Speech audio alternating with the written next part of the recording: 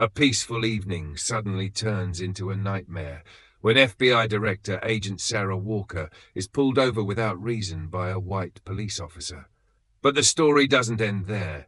Sarcasm, threats, and a gun drawn in the dark of night fuel the flames of injustice and racism. What the officer doesn't know is that the woman he is insulting is not only powerful, but a symbol of justice. Thank you for being here. If you like this content, please click like and subscribe to the channel so you do not miss the next meaningful stories, because tomorrow we will have another meaningful story for you. It was dusk when Agent Walker drove her sleek black SUV down the quiet road home after a long day at work.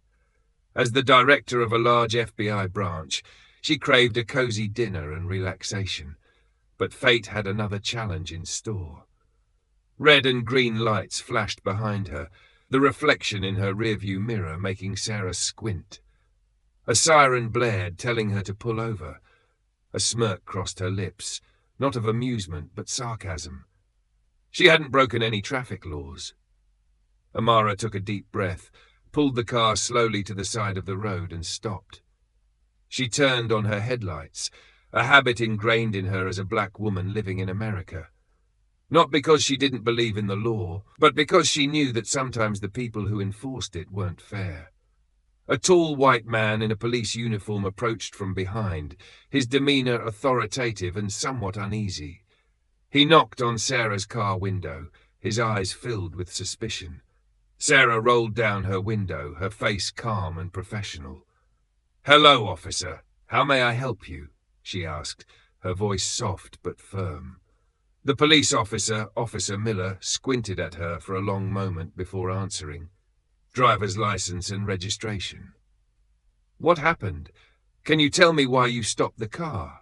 Sarah asked. Officer Miller shrugged. "You look suspicious. I need to check your papers."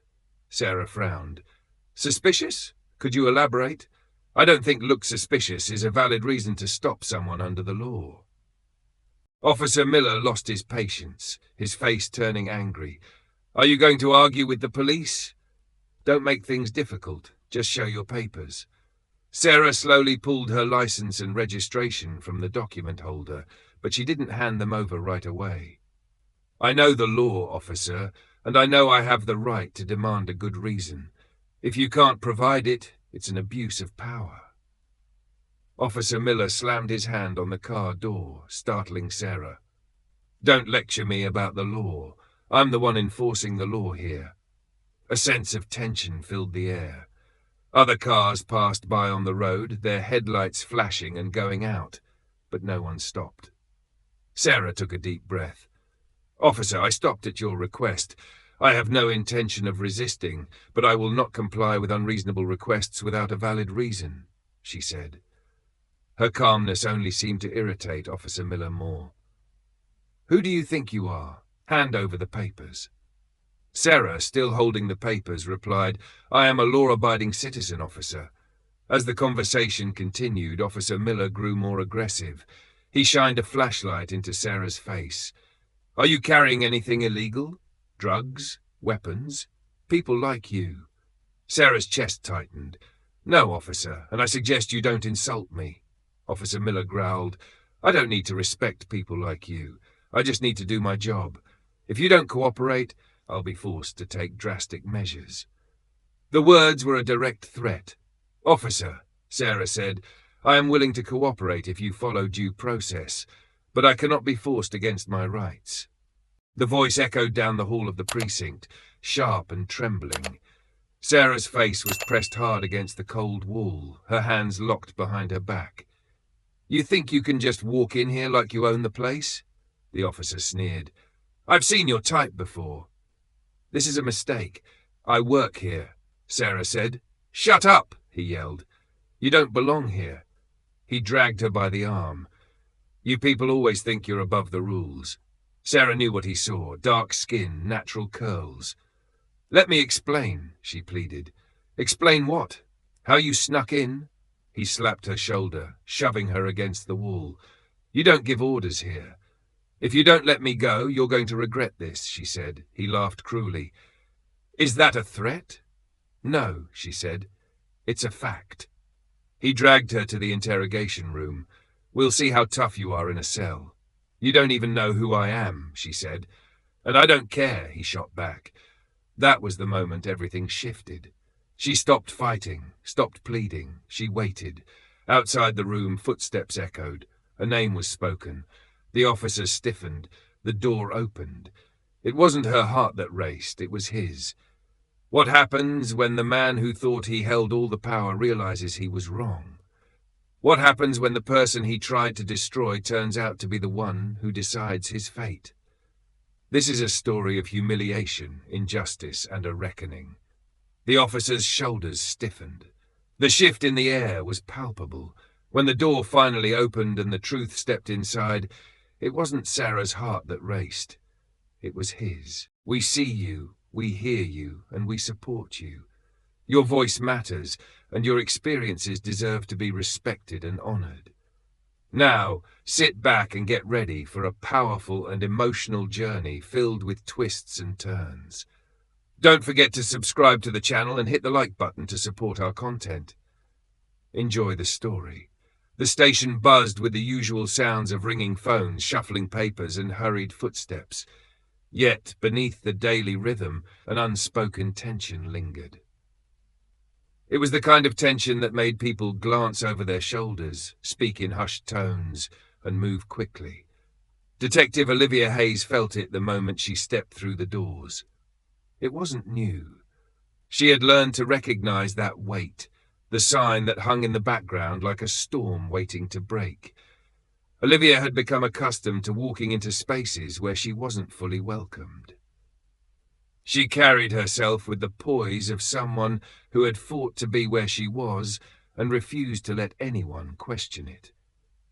But no amount of confidence could fully shield her from the looks, the whispers, and the constant undercurrent of doubt that followed her like a shadow. She felt it now, more sharply than usual, as if the walls themselves were closing in. Her steps echoed on the polished floor as she moved toward her office, nodding briefly at the few familiar faces she passed. Most returned her nod with polite smiles, though some quickly looked away. Olivia had learned not to take it personally. It wasn't her they doubted, not really. It was what she represented, the disruption of the old order, the breaking of patterns that had stood unchallenged for too long. The walls of her office were lined with framed certificates and awards, quiet reminders of the battles she had fought and won. Photos of her family filled the shelves, her parents, whose unwavering support had shaped her, her father's fireman's helmet, a symbol of sacrifice, and her mother's books on education, reminders of the lessons that had pushed Olivia to strive for excellence. But despite the warmth of her personal touches, the room still felt heavy. It wasn't just the weight of responsibility. It was the knowledge that every decision she made, every step she took, was scrutinized more closely than those of her peers. She could never afford a mistake, not even a small one. Across the station, Officer Ethan Wallace leaned back in his chair, arms folded, scanning the bullpen like a predator. Tall, broad-shouldered, and sharp-jawed, Ethan looked every bit the part. But there was something about him, something just beneath the surface, that set Olivia on edge. Ethan carried himself with the kind of arrogance that came from years of getting away with too much. He mistook fear for respect, wielding his authority like a weapon. People followed his orders, but Olivia had seen the way they avoided his gaze afterward. She had heard the stories whispered behind closed doors, stories of tempers lost, lines crossed, and complaints buried. Their relationship had been tense from the start. Ethan resented answering to Olivia, and Olivia had learned to pick her battles carefully. She knew confronting him outright would only fuel his resentment. Instead, she had focused on doing her job, building bridges with the rest of the team, and keeping Ethan at arm's length. That morning, Olivia had arrived early. Her usual routine was interrupted by an alert about an unauthorized individual in the restricted area. Before she could react, Ethan was already moving, barking orders. Olivia followed, her pulse quickening. The restricted area was dimly lit. It was meant to be a place of control, but the moment Olivia stepped inside, she felt anything but. Ethan stood in the center of the room, towering over a woman pressed against the wall, hands cuffed behind her back. Her shoulders were tight, but her eyes burned with defiance. "You don't belong here," Ethan said sharply. "Who let you in?" The woman lifted her chin. "I work here." Ethan's laugh was short and cruel. "You work here? Doing what? Cleaning the floors?" The woman flinched, but she didn't back down. "Look in my bag. My ID is in there." Olivia stepped closer. She saw the red marks where the cuffs dug into the woman's wrists, the tightness in her shoulders. But what struck Olivia most was the silence, the way everyone else avoided looking. "Ethan," Olivia said sharply. Ethan turned, surprised, then masked it with irritation. "Stay out of this, detective. I've got it under control." "No," Olivia said, stepping forward. "You don't." For the first time, a flicker of uncertainty crossed Ethan's face, but it was quickly replaced by arrogance. The woman's eyes locked onto Olivia's.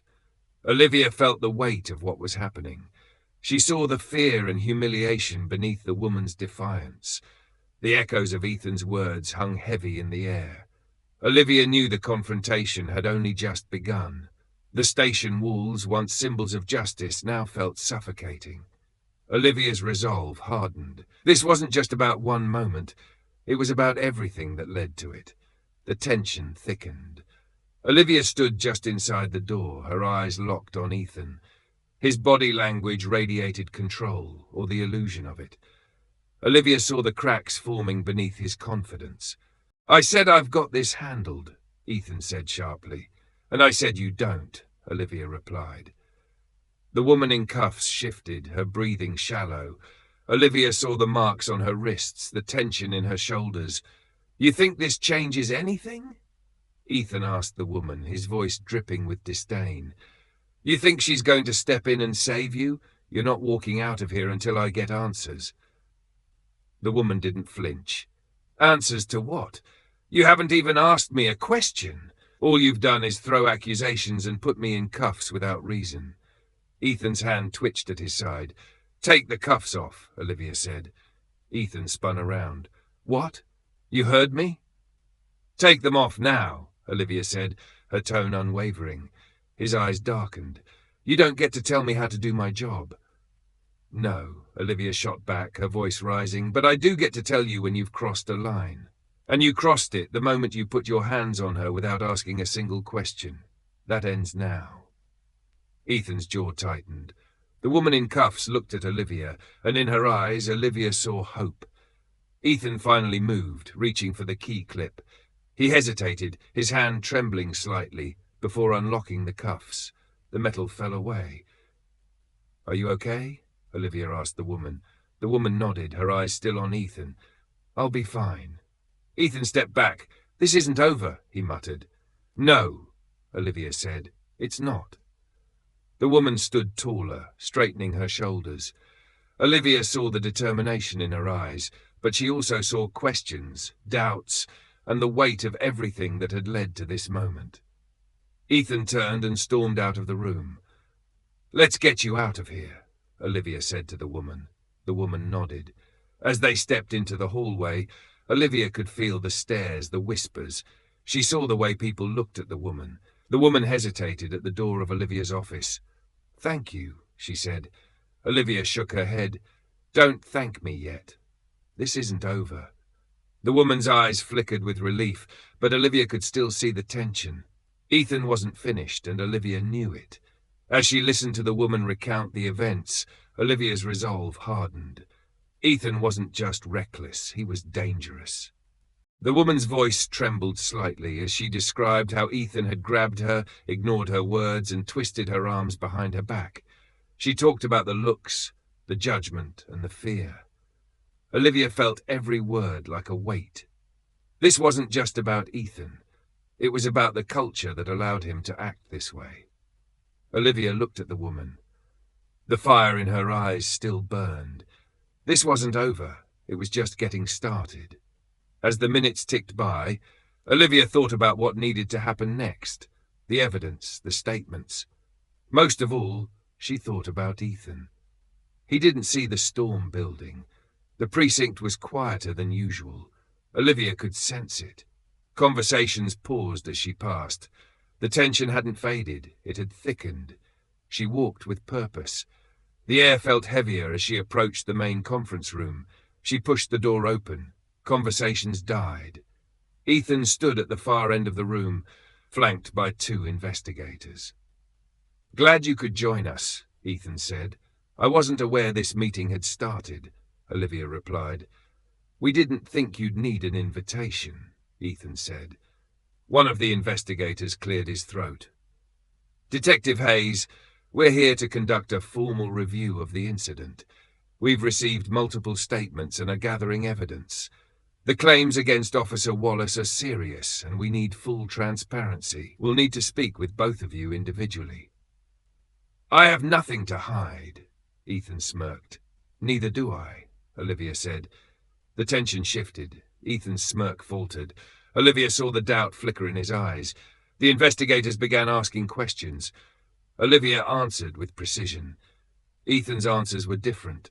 His voice was steady at first, but cracks began to show. The woman was brought into the room. Her posture was straight, her expression unreadable. She sat across from Ethan, her eyes locked on his. Olivia could feel the shift in the air. Ethan leaned back, trying to regain control. "I acted on instinct," he said. "I saw someone in a restricted area without ID, and I followed protocol." "Protocol," the woman interjected. "So, protocol includes handcuffing someone without asking for identification, dragging them through the station, ignoring every word they say because you've already decided who they are?" Ethan opened his mouth, but no words came out. Olivia leaned forward. "That's what we're all trying to understand here, because what I see isn't protocol. I see an abuse of power." Ethan's face hardened. "Don't talk to me about power, Olivia. You're the one who's been walking around here like you own the place, making decisions that affect all of us without thinking about the consequences." The room went silent. "This isn't about me," Olivia said. "It's about what you did, and whether you're willing to face the consequences, or are you so convinced of your own authority that you think you're untouchable?" "I've earned my place here," Ethan said. "And so have I," the woman added. "And you treated me like I didn't belong." Ethan turned toward her, but Olivia stopped him. "You still don't get it, do you?" He looked back at her. "Get what?" "That this isn't your precinct anymore," Olivia said. "Not the way you thought it was." Ethan's face paled. The investigation wasn't just about this incident. It was about his entire record, complaints that had been buried, patterns of behavior that couldn't be ignored anymore. The investigators weren't there to protect him. They were there to expose him. The woman stood. "You looked at me and saw what you wanted to see, and because of that, you lost everything you thought you had." Ethan tried to speak, but his voice caught. Olivia stood too. "This investigation isn't over," she said, "but your career, it might be." The room felt suffocating.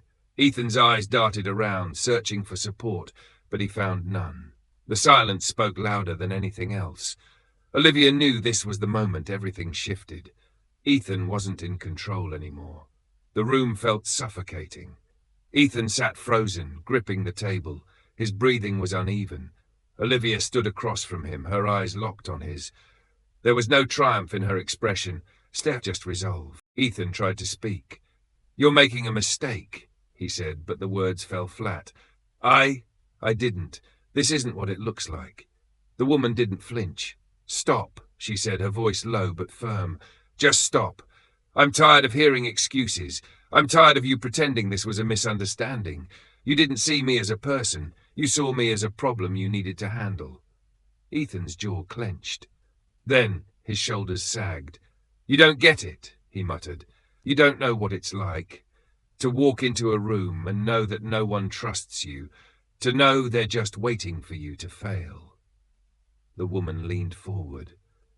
"You think I don't know what that feels like?" You think I haven't spent my entire career fighting to be taken seriously? You think I don't know what it's like to walk into a room and feel every set of eyes on me, waiting for me to prove that I belong? For the first time, Olivia saw something break in him. The cracks finally gave way, and the anger slipped away, leaving something raw and exposed. The investigator stepped forward. Officer Wallace, this isn't just about this incident. We've reviewed your record. Multiple complaints, most buried or dismissed, patterns of behavior that can't be ignored. This isn't an isolated event. It's part of a larger issue. You're making it sound like I'm a monster, Ethan said. I've given my life to this job. I've put myself on the line every single day, and this is what I get. Olivia stepped closer. No one is questioning your service, Ethan, but service doesn't excuse abuse of power. You think wearing this badge means you're above accountability? It doesn't. It means you're held to a higher standard, and you failed to meet it. Ethan's hands balled into fists. I made a mistake, okay? Is that what you want to hear? I messed up, but it wasn't personal. I didn't. It was personal, the woman interrupted. Whether you meant it to be or not, it was personal when you looked at me and didn't see someone who belonged. It was personal when you decided that my voice didn't matter. It was personal when you put those cuffs on me and paraded me through the station like a criminal. You humiliated me. You stripped me of my dignity because you thought you could. And now you're sitting here, acting like you're the victim. Ethan's shoulders slumped. The investigator spoke. Officer Wallace, effective immediately, you are suspended pending the outcome of this investigation. Further disciplinary action, including termination, will be considered. Suspended? Ethan said. It's more than fair, Olivia said. Ethan stood. You think this is over? You think you've won? This was never about winning, Olivia said. This was about doing what's right, something you should have thought about a long time ago. Now Ethan's eyes darted around the room. The silence was deafening. He turned and stormed out. The woman exhaled. Thank you, she said to Olivia. This isn't over yet, Olivia replied, but it's a start. They walked out together. Olivia knew the fallout wasn't finished. As they walked down the hallway, Olivia felt the weight of the day, but also a sense of resolve. She wasn't done fighting. This wasn't just about Ethan. It was about the culture that allowed men like him to thrive. The air in the precinct felt different. The lingering uncertainty, the cracks in the foundation. Olivia could feel it. People were watching, waiting. She closed her office door. Ethan's shadow still loomed. There were too many loose ends. The woman stood near the window. Do you think he's going to come back? She asked. He's been suspended, Olivia said. That buys us some time, but men like Ethan don't let things go easily. He's angry, humiliated, and that makes him dangerous. Us, the woman turned to face Olivia, her eyes sharp. So what happens now? He gets a slap on the wrist and walks away. Olivia stepped closer. No, that's not how this ends. I'm not going to let it end that way. The woman's eyes searched Olivia's face. The door opened and one of the investigators stepped in. We need to talk, he said. Ethan's already making noise. He's claiming this was retaliation. He's saying he's being targeted. Olivia's jaw tightened. Let him push. We have the evidence. We have the statements. He doesn't get to rewrite what happened. The investigator nodded. You need to be ready. This isn't just about Ethan anymore. It's about the department. People are already picking sides. And what side are you on? The woman asked. The investigator hesitated. I'm on the side of the truth. It will be this time, Olivia said firmly. The investigator nodded and left. Do you believe that? The woman asked. Olivia hesitated. I have to. Otherwise, what's the point? Hours passed. Olivia stayed late, preparing for the battle. The woman sat across from her. You should go home, Olivia said. Not yet, the woman replied. I don't want to leave until I know what's going to happen. We'll know soon enough, Olivia said, but you need to take care of yourself too. The woman nodded reluctantly. Promise me this won't get buried. I promise, Olivia said. The woman left. Olivia sat alone. The walls felt closer, the shadows darker. The phone rang. The voice was sharp and urgent. You need to get down here now. Olivia grabbed her coat and moved quickly. Flashing lights lit up the night. Officers gathered near the entrance. Olivia pushed through the crowd.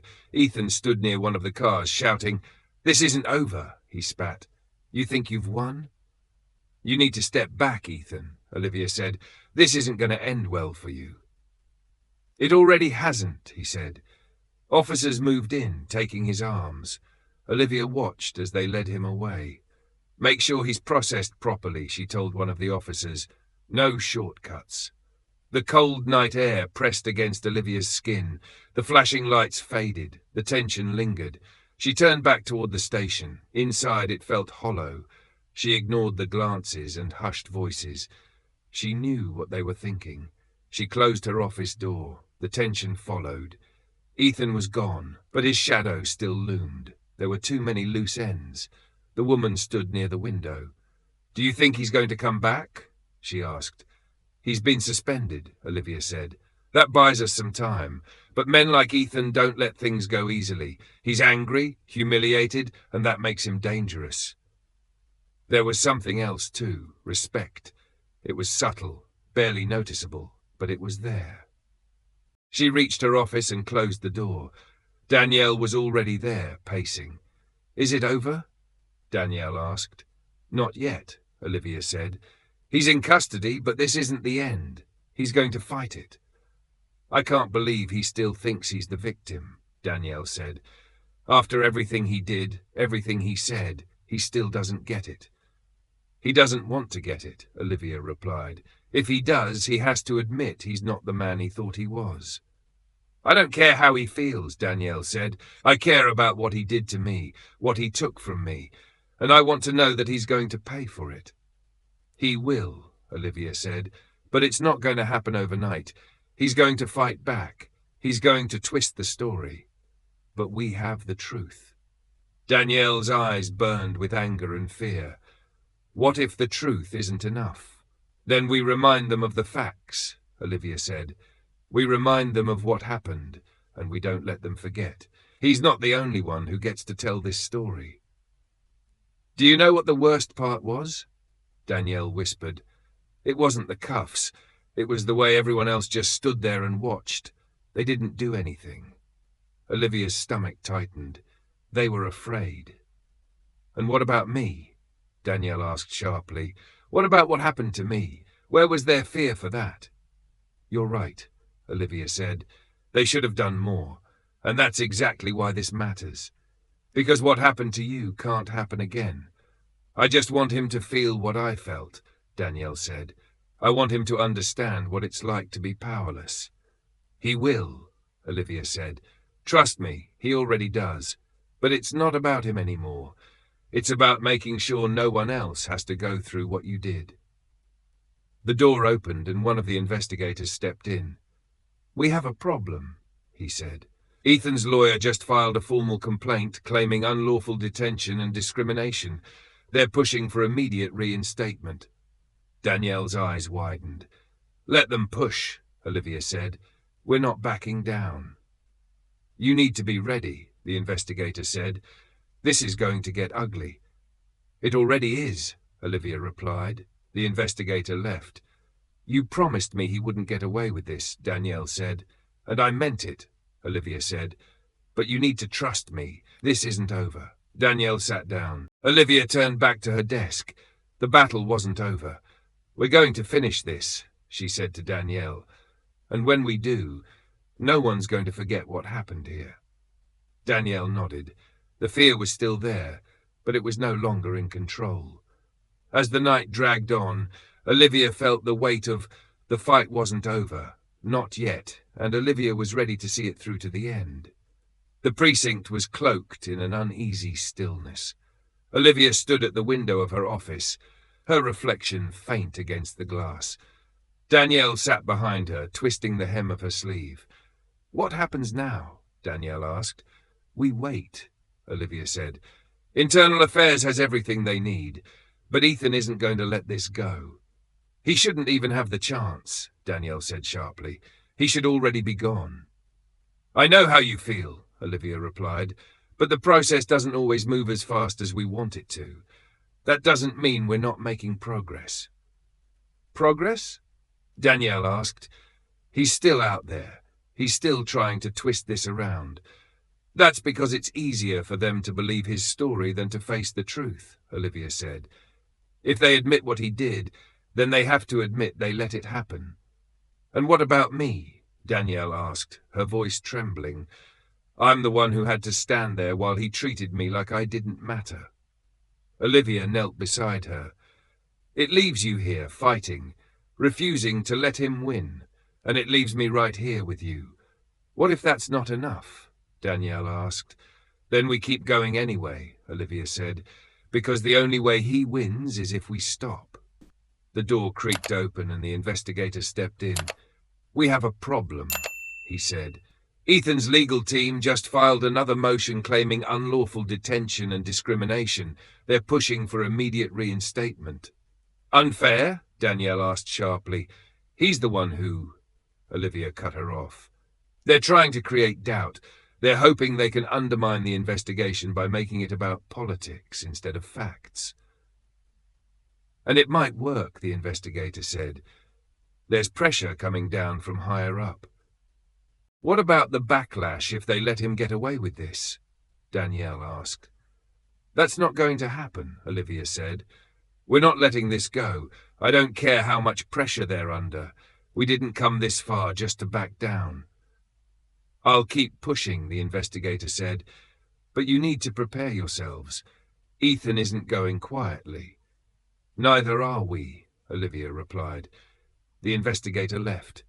You promised me he wouldn't get away with this, Danielle said. And I meant it, Olivia said. But you need to trust me. This isn't over. Danielle sat down. You're not alone in this, Olivia said. No matter how hard they push, I'm not leaving you to face this by yourself. I don't know if I can do this anymore, Danielle said. Yes, you can, Olivia said, and you're not doing it alone. I keep replaying it in my head, Danielle said. Every word he said, every look. It's like I can't get away from it. That's how people like him keep their power, Olivia said. They make you feel small, but you didn't, and you're not. Then why do I feel like I am? Danielle asked. Because he wanted you to, Olivia said. That's how he keeps control, but he doesn't have control anymore. You do. I want to believe that, Danielle said. He's not, Olivia said, but you have to believe it too. Danielle nodded slowly, but Olivia could see the doubt. That lingered. The phone rang, cutting through the tension. Olivia grabbed it. The voice was sharp. You need to get down here now. Olivia motioned for Danielle to follow. Danielle's pulse quickened. The halls felt narrower. When they reached the lobby, flashing lights and officers gathered near the entrance made Danielle catch her breath. Olivia pushed through the crowd. Ethan stood outside, shouting. That's enough, Olivia said. You think you've won? Ethan said. It's over, Ethan. Walk away before you make this worse. Worse? It's already worse, and it's because of you. No, Danielle said. It's because of you. Ethan's eyes snapped to her. The officers moved in. Ethan finally backed down. It's over, Olivia said, placing a hand on Danielle's shoulder. Almost, but we're not done yet. The courtroom was packed. Olivia and Danielle sat at the table. Across the room, Ethan sat at the defendant's table. The judge entered. The prosecutor laid out the evidence. Witness testimonies painted a damning picture. Olivia's statements were clear. Danielle's testimony was the turning point. She described the humiliation, the fear, and the anger. Ethan's lawyer tried to discredit her, but Danielle didn't flinch. When the jury returned with a guilty verdict, the air seemed to crackle. Ethan's face fell. The judge's voice echoed through the room as the sentence was read: termination, loss of pension, and criminal charges. Danielle exhaled. Olivia squeezed her hand. There was no celebration, just a deep, heavy silence. Ethan was led out in handcuffs. Days passed. The station began to feel different. The tension lifted. Olivia noticed the way officers greeted her now. Danielle returned to work, her head held high. She took on more responsibilities, becoming a voice for others. Policies were reviewed, training programs were overhauled, and the culture of the precinct began to shift. It wasn't perfect, but it was progress. One afternoon, Danielle stopped by Olivia's office. "I never thought I'd be able to walk through these halls without feeling that weight," she said softly. "And now?" Olivia asked. "Now I feel like I belong," Danielle smiled. Olivia nodded. "You always did. You just had to remind them and yourself." As Danielle left, Olivia sat back. She thought about everything it had taken to get here. The late nights, the fear, the doubt. She felt the weight lift just a little. The fight wasn't over, but they had taken the first step. This story isn't just about one man's fall or one woman's fight for justice. It's about the choices we make when faced with injustice. It's about the silence that allows abuse to thrive and the courage it takes to break that silence.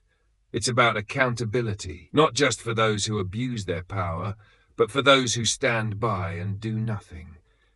And it's about what happens when people decide to speak up, to fight back, and to demand better. How many times have we seen stories like this play out in real life? How many times have we turned away because it was easier than getting involved? This story challenges us to ask ourselves where we stand and what we're willing to do when we see injustice. Would you speak up? Would you stand beside someone who needed your voice? Or would you let fear keep you silent? Think about the choices the characters made, the courage it took for Danielle to fight back, the determination Olivia showed, and even the downfall of Ethan, who let his fear and arrogance destroy him. What would you have done? If this story made you think, if it made you feel something, then I want to hear about it. Leave a comment below and let me know what you took away from this.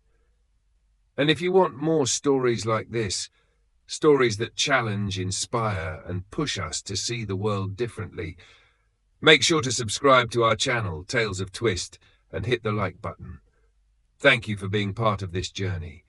Stay tuned for more stories that make you question, reflect, and feel. See you in the next one. Thank you so much for watching and supporting Story Karma. Your engagement, whether it's watching, liking, commenting, or sharing, helps us continue bringing you powerful stories of crime, justice, and karma. We truly appreciate each and every one of you for being part of this journey. If you haven't already, make sure to subscribe and turn on notifications so you never miss a new video. Your support keeps this channel going, and we can't wait to share more incredible stories with you. Disclaimer: all stories shared on this channel are entirely fictional and created for entertainment purposes. We advocate for a world where everyone has equal rights under the law, and where society continues to grow in fairness, development, and civilization. Our goal is to share heartwarming stories that contribute to making life better. Any resemblance to real events, individuals, or organizations is purely coincidental and unintentional. These stories are not meant to reference any actual people, events, or entities, and contain no political or religious connotations.